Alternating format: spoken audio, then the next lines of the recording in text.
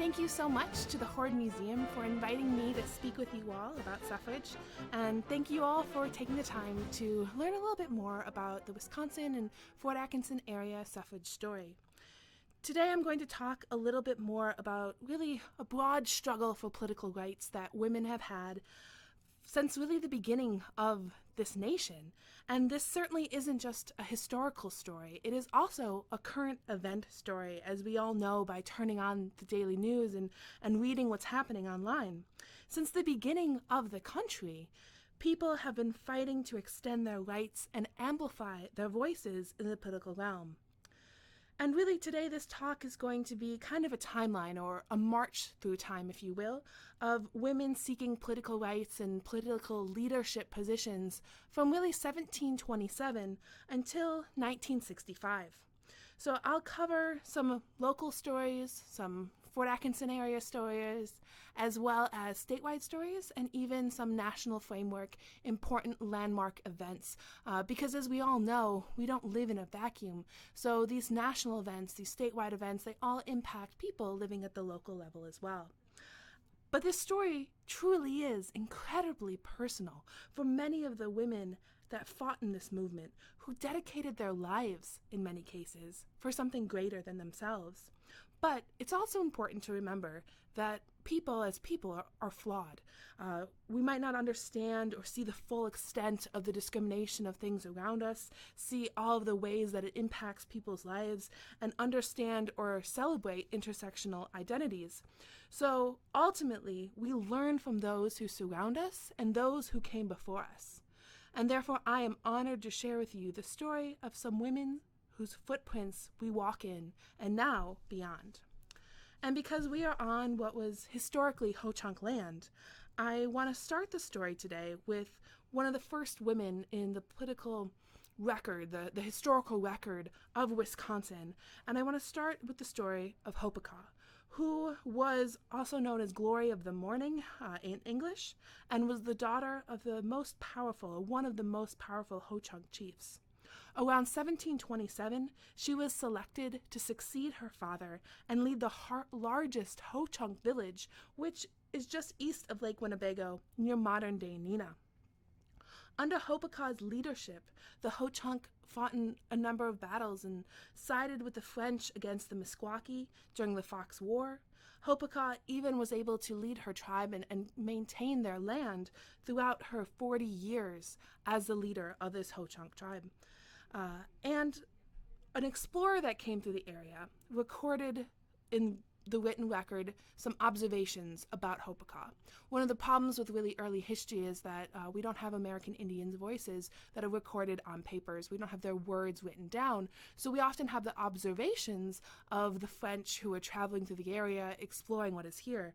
And Jonathan Carver runs into Hopica and her people, and he records of her that she was a very ancient woman, small in stature, and not much distinguished by her dress from several young women that attended her. I saluted her, which I did frequently, to acquire her favor. On these occasions, the good old lady endeavored to assume a juvenile gaiety, and by her smiles showed that she was equally pleased with the attention I paid her.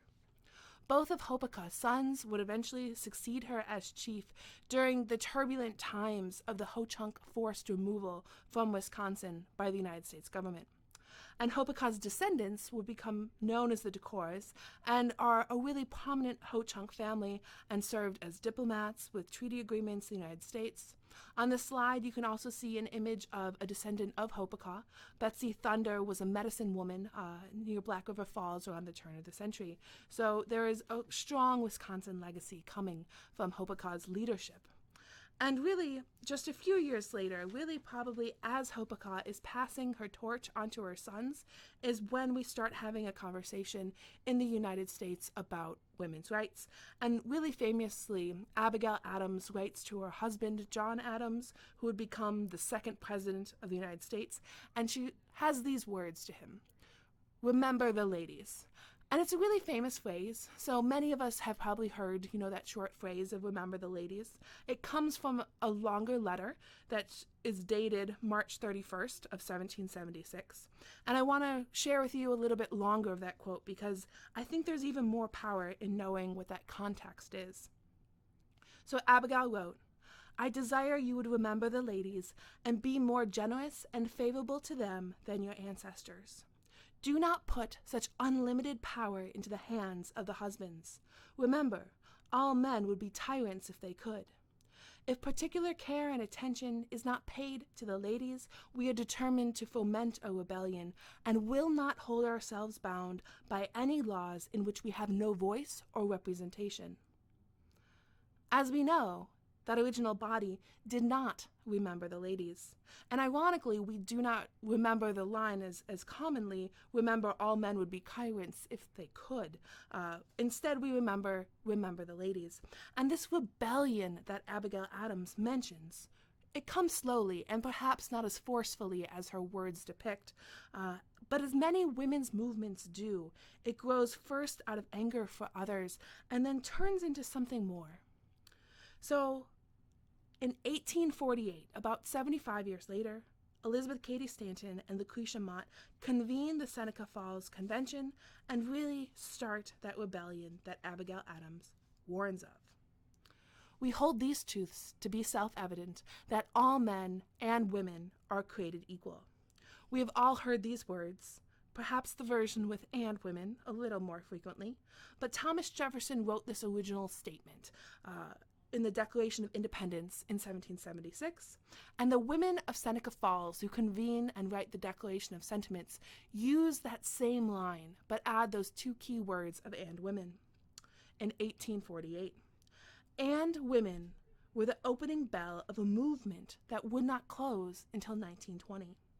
The Seneca Falls Convention was held in Seneca Falls, New York, and it really was a broad conversation about many things and many barriers that women were facing as they were seeking political rights, as they were seeking property rights, as they were seeking rights and control over their children. And so some of the sentiments that are included in this document includes, "He has denied her the facilities for obtaining a thorough education, all colleges being closed against her. He has made her, if married in the eyes of the law, civilly dead. He has taken from her all property rights, even the wages that she earns." So we can see on this screen a picture of Lucretia Mott, Susan B. Anthony, and Elizabeth Cady Stanton, who really become the large figures that we see in this movement. Lucretia Mott and Elizabeth Cady Stanton form this Seneca Falls Convention, and Susan B. joins the charge shortly thereafter. And actually, there is a woman from Wisconsin, or who later settles in Wisconsin, who attends the Seneca Falls Convention. Louise Smith is 84 years old when this newspaper article is written about her, and she recalls what her observations were. And the idea of a 12-year-old being at this really historic moment in time, her observations are typical of what you'd think of reflecting back on something you remember as a 12-year-old. She said in her interview, "A girlfriend and I attended it and became so interested and enthusiastic by all the wonderful speeches and talks that we came home, cut up our dresses, and made them into the bloomer costume like those worn by many of the suffragists." So this woman later settles in Fort Atkinson, Wisconsin, and was at this really pivotal moment in time, and was one of the few women who were then actually able to see suffrage pass. But when women are looking at all of these sentiments in 1848, it's a very serious conversation. No education, no property rights, no vote, no political voice. And in this situation, what does a woman have? And what does she do?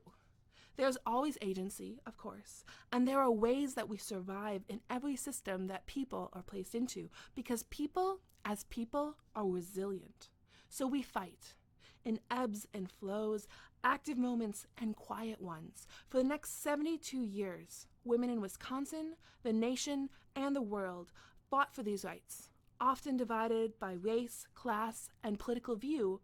But suffrage was unusual in that no matter what path you walked, if you were surging forward, you wanted that right to vote.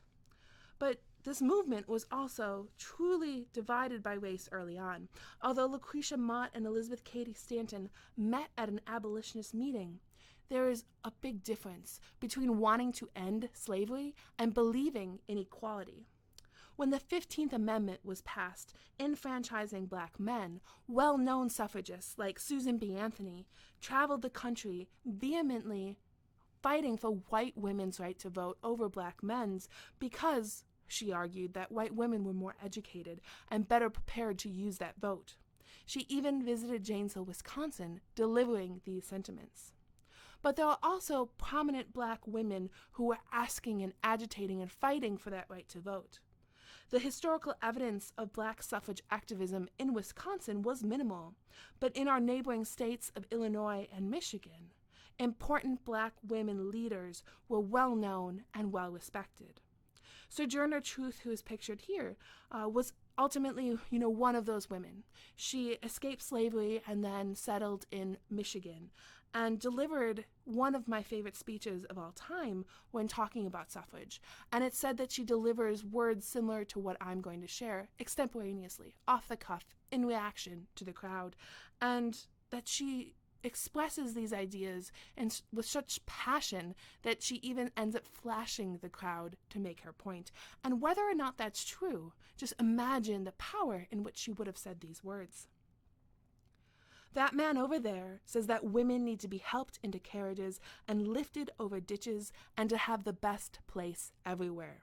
Nobody ever helps me into carriages or over mud puddles or gives me any best place. And ain't I a woman? Look at me, look at my arm. I've plowed and planted and gathered into barns, and no man could heed me. And ain't I a woman? I could work as much and eat as much as a man when I could get it and bear the lash as well. And ain't I a woman? I have borne 13 children and seen most of them sold off to slavery, and when I cried out in a mother's grief, none but Jesus heard me. And ain't I a woman? She then went on and eloquently concluded, obliged to you for hearing me, and now old Sojourner ain't got nothing more to say. But plenty of women had more to say. Continuously, black women were forming clubs and women's clubs and suffrage organizations and continuing to fight across the country for women's suffrage, but were often asked to march in separate sections of the parade and were not always welcome at rallies. And beyond speeches, there is also a number of other tactics that are being used to spread the word of suffrage, especially newspapers. Alice Stone Blackwell was the printer of one of the best-known women's papers, the Woman's Journal, and this is a national paper that shares news about local stories, state-level stories, even international news about the progress of women seeking political rights. And here in Wisconsin, we also have a number of newspapers that are being printed and shared as well. Here in Fort Atkinson, we actually had the longest-running temperance and suffrage paper in the country. The Wisconsin Chief was printed by Miss Emma Brown and her brother Thurlow. Originally, they started it in upstate New York in 1857, and then just a few years later, they moved to Fort Atkinson and continued to print the paper under the name The Wisconsin Chief. Thurlow dies pretty young, but Emma continues to work on printing this paper and publishing this paper until just months before her death in 1889. And Emma prints on so many things beyond just suffrage and temperance. She also covers, factory labor conditions and prison reform and a full progressive platform of reforms that she sees as incredibly important and that many of these women saw as incredibly important.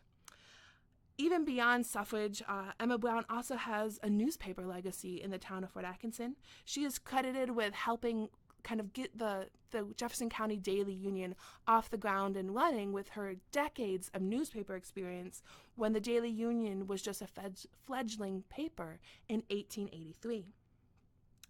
And the legacy of suffrage newspaper women continued on for decades, even into the early 19 teens and beyond. Theodora Winton Yeomans was an excellent newspaper woman, and she really helped kind of close the suffrage movement in Wisconsin, continually helping print the Wisconsin Citizen, which was the statewide suffrage paper, and helping even chronicle the close of the movement, writing articles about, the observations of what she'd seen throughout her career.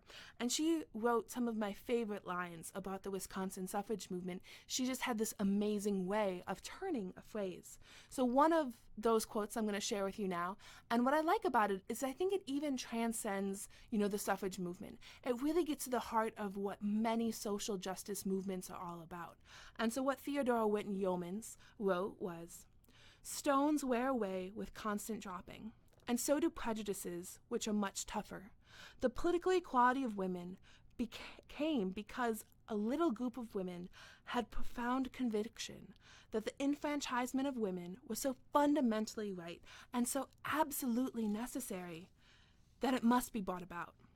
Many women and many men helped in the long suffrage struggle, but it was the burning flame in the souls of a few women who lighted and led the way." So Theodora Winton Yeomans plays a really important role, especially at the end of the movement. And the suffrage movement, when it starts, is really hard, and it continues to be hard as women are fighting an uphill battle against a society that preferred to keep women on a pedestal. Throughout the 1800s, the state-by-state movement ruled, meaning that women were asking for states to grant them suffrage. They were focusing on kind of that more local aspect. And in Wisconsin, this ask and conversation starts fairly early. In 1867, the first Universal Convention for Suffrage is held in Janesville, Wisconsin.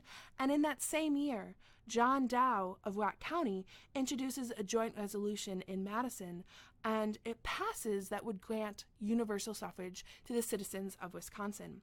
Now, the way that passing these laws worked at the time is that a bill would have to be introduced and pass both the Assembly and the Senate in 1 year. The following year, they would have to pass that same bill again. It would have to be signed off by the governor, and then something like the suffrage amendment at the state level would have to go out to the voters for a statewide referendum. So we get partially there. 1 year, this universal suffrage joint resolution passes in 1867, but then it doesn't pass the next year, and our hopes fall away for right then. But beyond full suffrage and asking for this idea of universal suffrage, which wasn't all that common that early, especially in the Midwestern states, instead we start then also asking for partial suffrage, or the right to vote in school board elections or municipal elections. And this is a movement that even begins in Kentucky in 1838, when women get the right to vote in school board elections, because as women, that's something that they're supposed to care about. In 1885, a bill is introduced to grant women the right to vote in school board elections in Wisconsin. It passes, and it goes out, and it becomes law after 2 sessions. Legislative sessions get signed off by the governor. And because it isn't a full amendment to our state constitution, it then goes into effect. And women can vote in Wisconsin for school board elections. Now, there are some tricks here, and that is that the law is worded that women can vote in all elections pertaining to school matters.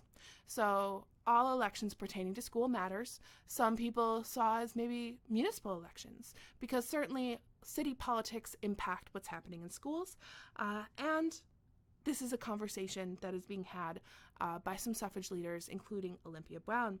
And when women are able to vote then, in 1887, some women vote without a problem. And in fact, the Whitewater Register records this in the papers.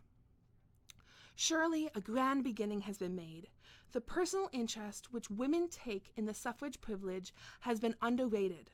That ballot box that more than 1/4 as many women as men go to the ballot box, despite all of the natural hesitancy and reluctance which comes naturally when taking on the first step of something significant, is proof of the earnestness with which they welcome the privilege, and even as limited as it is."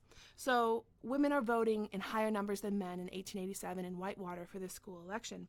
But there are cities who are banning women for the right to vote in that year as well, because there is no separate ballot that allows women to just vote for school board electors. And this means that lawsuits happen, right?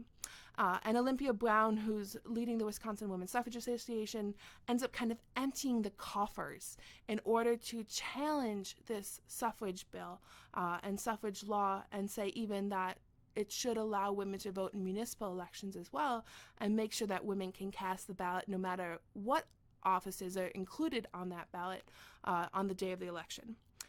Now, after a long fight, it makes its way up to the Supreme Court of Wisconsin, and what they find is that the intention of the bill was only for school suffrage, and because no separate ballots or ballot boxes were being provided just for the school board election, women could not vote until those things were provided, which meant that women had lost that school suffrage right.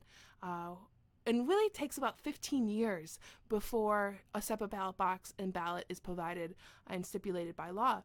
So women have the right to vote on the books in Wisconsin, but they actually can't use that right to vote until after 1900. And the suffrage movement also kind of hits a stalling point. We, in the 1890s, start referring to the suffrage movement as hitting the doldrums. And this comes about perhaps because of a couple reasons. In Wisconsin in the 1890s, a woman who had actually lived here for a while in Janesville, Wisconsin, Frances Willard, ties the idea of temperance and suffrage really strongly together with a whole new platform called For Home Protection. Alcoholism was running rampant, post-Civil War. There was really high and dangerous consumption happening, and women had no property rights. So their rights as women were minimal if a husband drank away all of the rent money and women ended up homeless, or they would be beaten. So it was for home protection that women needed political rights. And in a state like Wisconsin, which had a high population of German brewers, there was a real fear about prohibition and that women would pass prohibition. So the strong platform that develops tying suffrage and temperance together in the 1890s isn't helpful in a place like Wisconsin. And also, in 1893, we have essentially the Great Depression before what we now know as the Great Depression. And in times of economic strife, social issues have a tendency to take a back seat. So for a number of reasons, things in the suffrage movement go quiet, we enter those doldrums, and it isn't for about 20 years that we're able to pull ourselves out.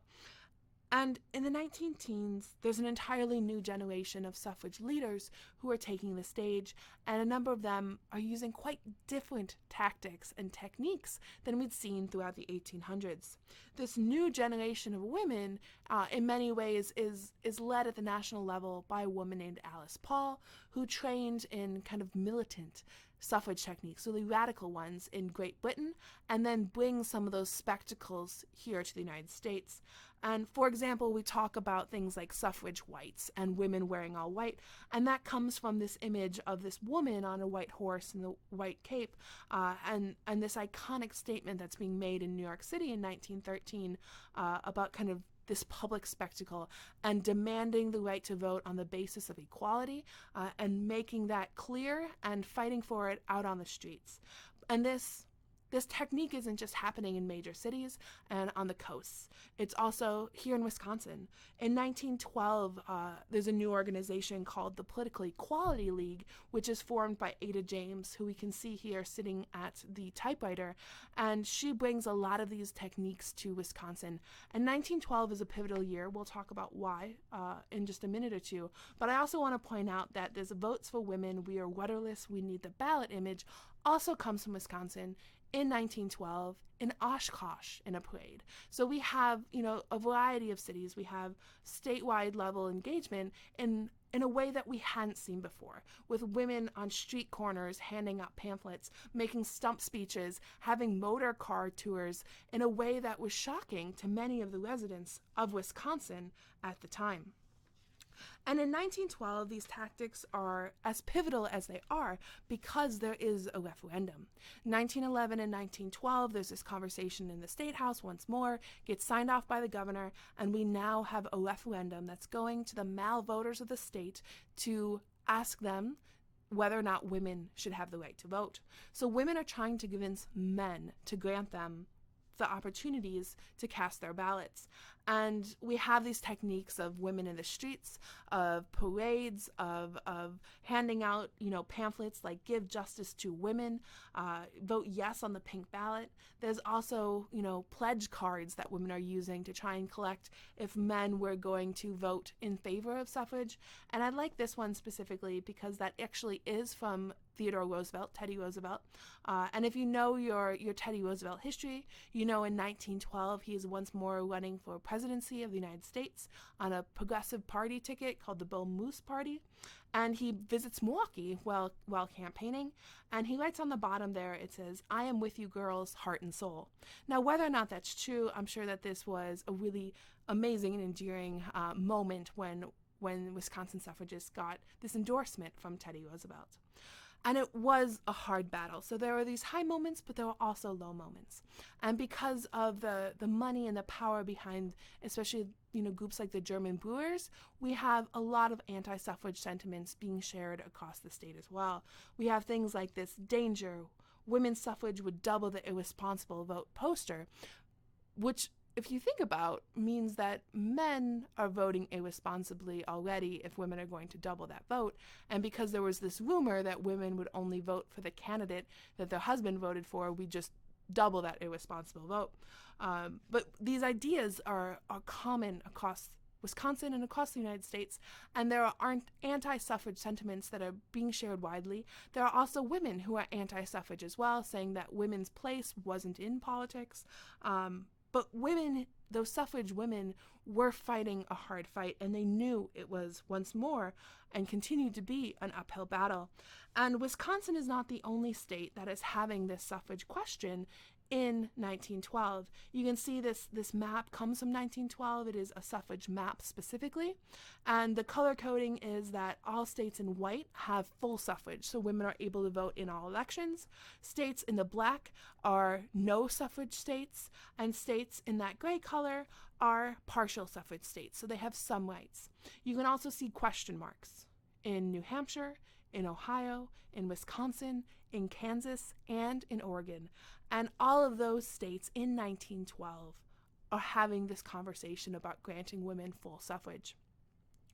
And so you can see it is really invigorating in the 19-teens, the number of people and the number of states who are having this conversation. Now, unfortunately, in 1912, Wisconsin would not change colors on this map. 62% of voters said no to women's suffrage. In some places, that number was even higher.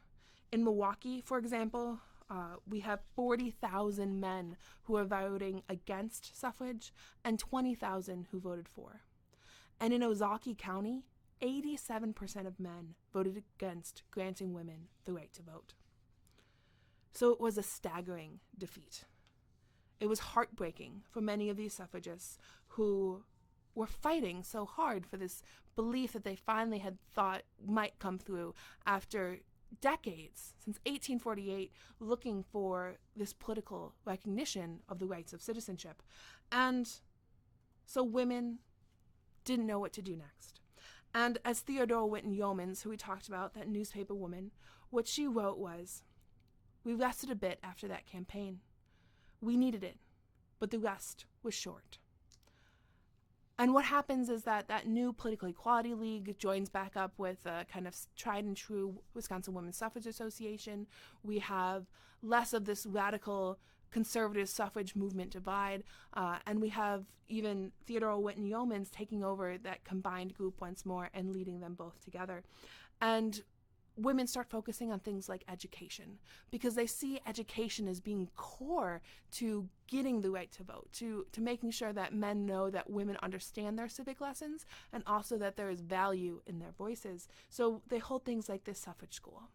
But also, increasingly, like many suffragists across the United States who aren't making progress in this state-by-state movement, they start looking for federal intervention. And as women are quietly working towards this once more in Wisconsin, the world shifts. And while war is never a good thing, women were able to use World War I somewhat to their advantage to demonstrate their dedication to the country, as well as their abilities in spheres outside of the home. And really, in World War I, we see two tactics emerge from suffragists once more. We still have kind of that more radical contingent, as well as a more conservative effort towards the right to vote. And with millions of men away from home, women were filling manufacturing and agricultural positions on the home front, while others were providing amazing support on the front lines in Europe, acting as nurses, ambulance drivers, translators, and even in some rare cases found themselves on the battlefield. And women's employment rates during World War I really do increase. Employment rates are always hard when looking at women at this time because the rating doesn't include domestic service. And there are certainly many, many women who are in domestic service that simply aren't being counted in these employment surveys. So in 1914, they considered 23.6% of working age women as being employed. By 1918, that number is as high as 46.7%. So we're doubling the number of women in the workforce by these statistics in just 4 years. And the huge increase is especially among married women, who accounted for about 40% of those women workers by 1918. And beyond that paid work, women also have always been really dedicated to unpaid work. These women were growing gardens, canning food, conserving as much food as they could in order to send abroad to feed Europe. They also worked in conserving any consumable goods. They continued to knit even more socks, darn old ones, save, conserve, and send as much as they can over to the European front. And we have this then tactic of demonstrating commitment and pride behind the United States as it's at war. The really radical technique also comes about by using the war to point out the inequities that women are facing here and the inequities that people are actually using as the reasons behind why we're fighting this war abroad. Virginia Arnold is pictured here holding that sign saying Kaiser Wilson, which are quite the words when you think that we are at war with Germany. And Virginia Arnold is a teacher from North Carolina and the secretary of that National Women's Party, which is headed up by Alice Paul. And what women decide to do, that's a really radical and big move, is they become the first group to ever picket the White House. It had never been done before. And not only do they just picket the White House, which in and of itself is a scary tactic to think about and embrace and follow through on, they picket the White House of a wartime president. These women knew that this was not a small action. So what they decided to do was to make banners and colored standards, to dress up, and then to silently stand there in front of the Capitol, not marching, not saying a word, but silently standing there holding their signs. On August 13th of 1917, a crowd began to taunt and intimidate these suffragists. Some began pelting the women with eggs and tomatoes, and soon this crowd grew to 3,000 people, and they began ripping the banners and the standards from the women, tearing them up. But these suffragists knew that it was a dangerous tactic that they were employing, so they had brought extras. And at the end of the day, the count was that they lost about 20 banners and 15 standards, and many of these women ended up being arrested for obstructing traffic and sentenced to time in a workhouse. So we have two very different, very strong arguments during this divisive time for women's suffrage. We have Alice Paul and the National Women's Party outside the White House picketing for their right to vote.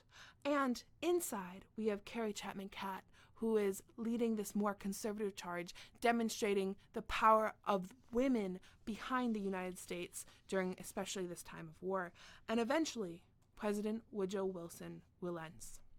And Carrie Chapman Catt, who was actually born in Wisconsin, is the one that President Woodrow Wilson pens a letter to and says, "The democratic reconstruction of the world for which we are striving and which we are determined to bring about at any cost will not have been completely or adequately attained until women are admitted to the suffrage."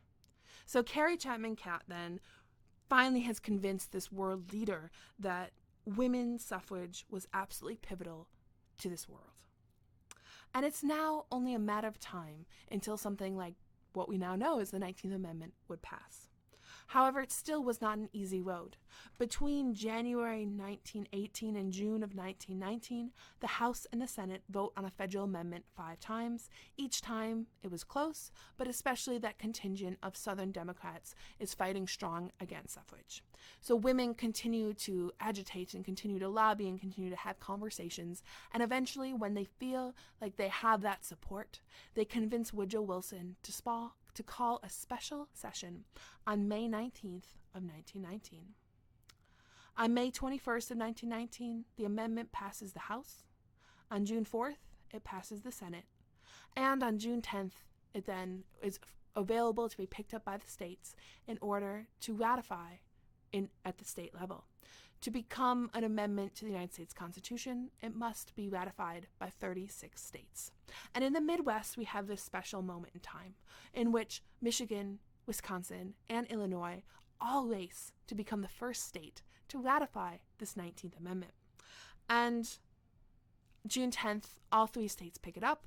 In Wisconsin, we start playing some politics on the floor of the Capitol, which is common, and we eventually get the call that Illinois has voted and ratified the 19th Amendment. Now, not to be beat, because of course we have this great rivalry with Illinois, Wisconsin quickly ratifies, and then we decide, well, maybe if we didn't vote first, we could file our paperwork first. So we choose a 76-year-old man whose family had been involved in suffrage for decades, who was actually the father of Ada James, who led that kind of really radical tangent of the Political Equality League in 1912. He actually himself had introduced the suffrage bill in the Capitol in 1911, so they had this great legacy. 76-year-old, in for the day, just expected to watch the proceedings, chosen to be our courier, to race geographically further from Wisconsin to D.C. rather than Illinois to D.C.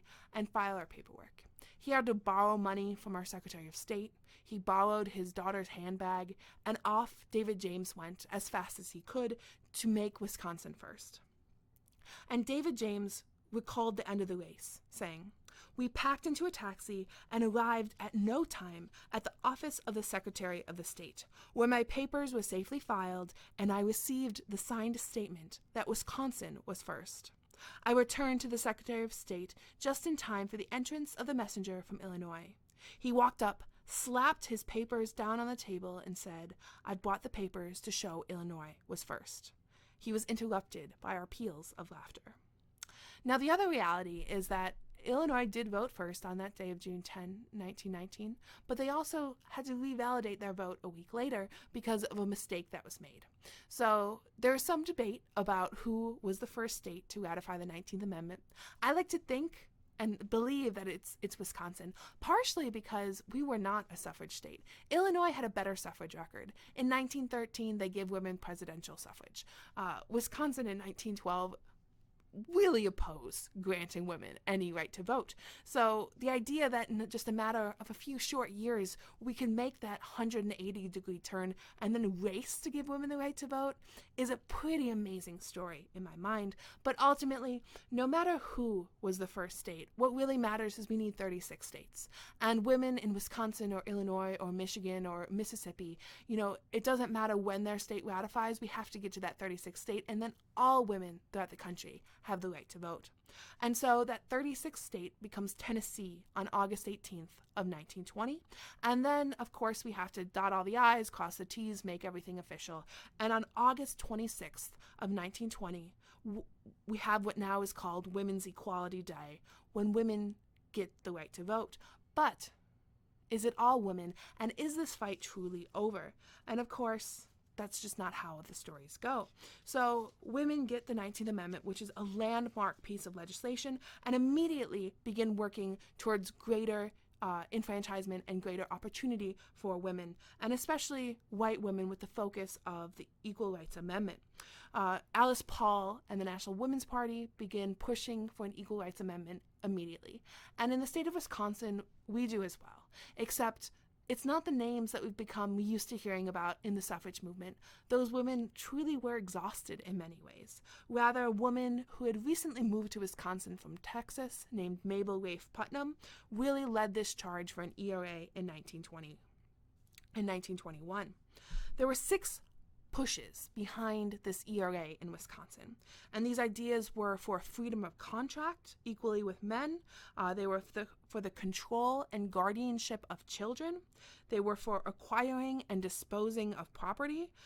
Also that women would have equal rights to men to hold any public office, as well as their own choice of residence, and to equally serve with men on juries. So these major points were outlined, and then broadly, what an EOA does is it changes kind of the construct and the huge push that women were legally inferior to men, which is what common law said. And common law was the basis of American law, which really had women as inferior to men from birth. They were under the control of their fathers until the moment that they were married, and then they were under the control of their husbands. And in the words of one man in a letter to the editor in 1921, common law allowed a husband to wallop their wives, which meant that men had the same rights over their wives as they did over their jackasses. So this ERA fight in Wisconsin, though, ends up being remarkably fast. In 1921, we're able to get the ERA through, and that is amazing after a 72-year fight for suffrage. Ultimately, our ERA, though, is very broad, and it's unenforceable, and it doesn't actually impact all that much for women, but it's amazing that we get it through and we get it on the books. And in fact, in 1922, a number of other states tried to push the same model that Wisconsin was just successful with. Rhode Island, Massachusetts, New York, New Jersey, Maryland, Virginia, South Carolina, Kentucky, and Mississippi all tried to pass similar sweeping legislation like we had, but only bits and pieces were able to get through, if anything at all. And the ERA faced so much opposition in the 1920s, especially because of protective labor legislation, which had been passed on the basis of sex instead of on the basis of safety. So there was a real concern that some good laws keeping workers safe would be repealed because they were granted as women's protective legislation when those workers needed that protection.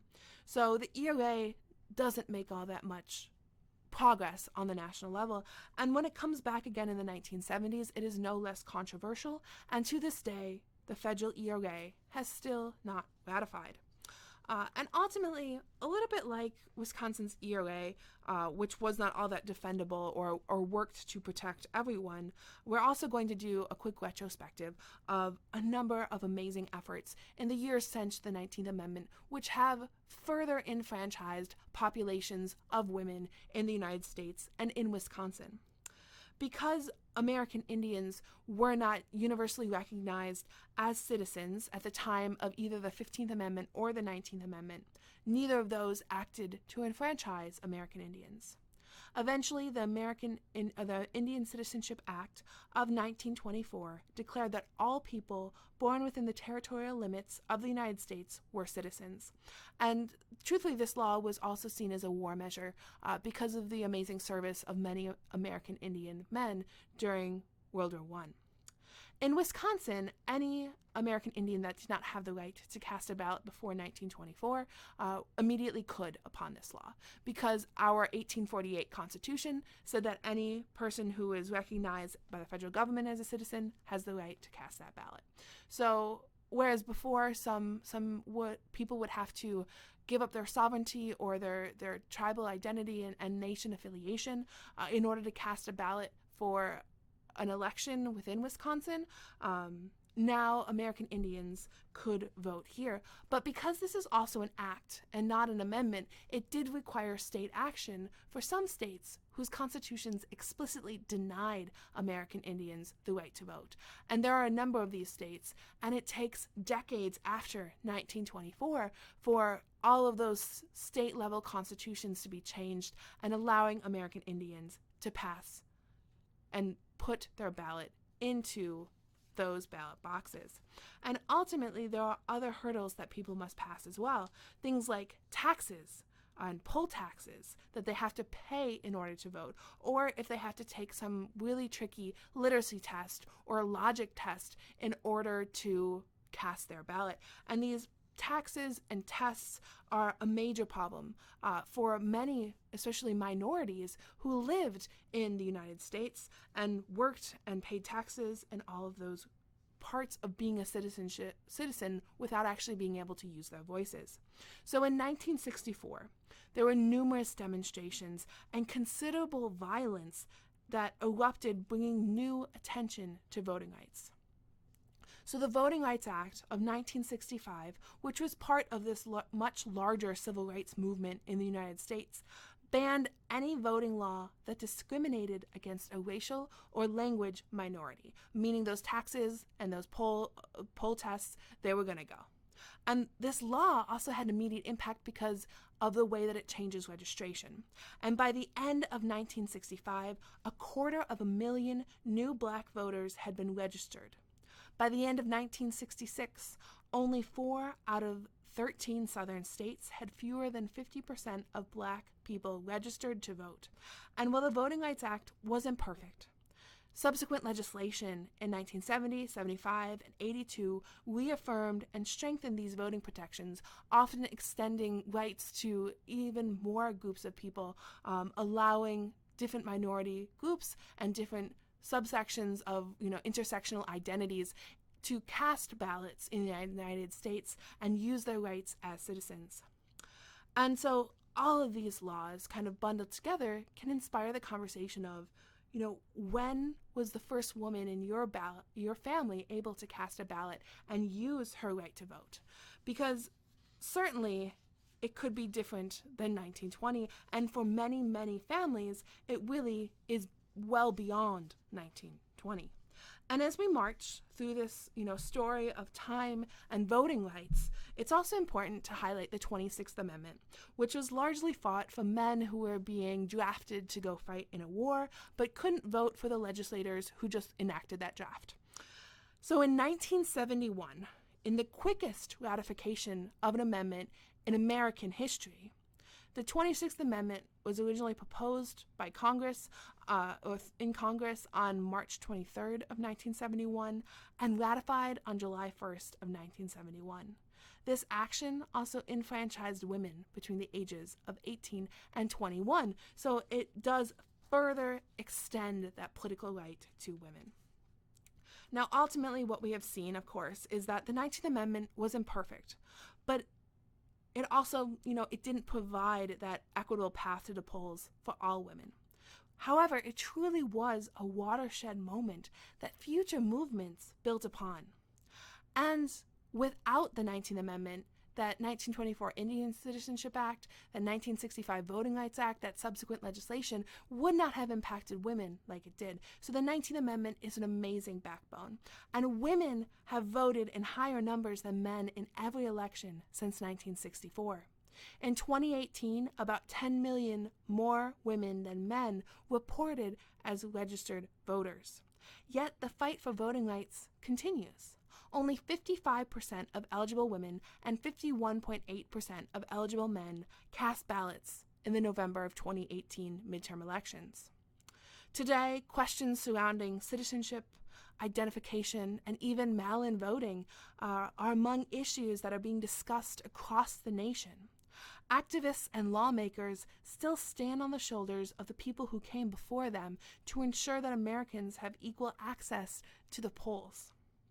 Another issue that we also face is the number of women who are in political office. And immediately upon enfranchisement in 1920, some more women begin running for office. There's this pop of women who put their name into the ballot box. And some, even from Wisconsin, won at the national level. Theodore Whitten Yeomans, whose name we've heard numerous times today, she runs for Congress, as does Jessie Jack Hooper, who is an important suffragist in Wisconsin from Oshkosh, and both are handily defeated without party or women's support. And Jessie Jack Hooper ends up reflecting about how it will be as hard of a fight to get women into political office as it was to get them into the voting box. And essentially, no woman in Wisconsin ran on a major party ticket for the next 5 decades to represent Wisconsin at the national level. And Wisconsin ends up being the last state to send a woman to Congress to represent us in 1999. Of course, just this year in 2020, we now have only the 3rd woman who is on a major party ticket as a vice presidential candidate. In 100 years, we've had 3 women who were vice presidential candidates on major party tickets. And of course, we have not had a woman president at the national level, nor in Wisconsin a woman governor. So it's important to remember, the right to vote is not something that we should take for granted. Generations of Americans from all walks of life have fought for access to the polls. So stand on their shoulders and let your voice be heard. Thank you.